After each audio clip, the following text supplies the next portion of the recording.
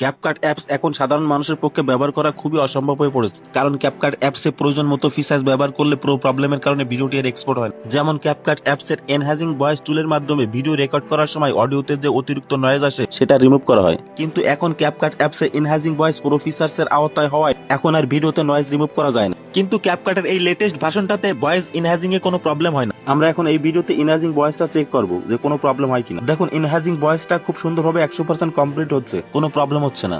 আমরা noise screen অ্যাপটাও 100% করে নেব। দেখুন, নয়েজ স্ক্রিন অ্যাপটাও 100% হয়ে যাচ্ছে। দেখুন, অডিও নয়েজ রিমুভ করতে কোনো প্রবলেম হচ্ছে না, খুব সুন্দরভাবে কাজটা হয়ে যাচ্ছে। দেখুন, ক্যাপকাট অ্যাপসে এনহ্যান্সিং ভয়েস টুলটি ব্যবহার করার সময় প্রো প্রবলেমও দেখাচ্ছে না, নো ইন্টারনেট কানেকশন প্রবলেমটি আর হচ্ছে না। এখন ভিডিওটি এক্সপোর্ট করে দেখি কোনো প্রবলেম হয় কিনা। দেখুন, ভিডিওটি এক্সপোর্ট করার সঙ্গে সঙ্গে ভিডিওটি কিন্তু এক্সপোর্ট হয়ে যাচ্ছে, কোনো প্রবলেম হচ্ছে না। এই জন্য ক্যাপকাট পুরো ফ্রি এই ভার্সনটা খুব সহজে ব্যবহার করতে পারবেন, কোনো প্রবলেম হবে না। ক্যাপকাট অ্যাপস এর লেটেস্ট এই ভার্সনটা পেয়ে যাবেন আমার টেলিগ্রাম চ্যানেল থেকে। কোনো মন্তব্য থাকলে কমেন্ট সেকশনে বলতে পারেন। ধন্যবাদ ভিডিওটি দেখার জন্য। আল্লাহ হাফেজ।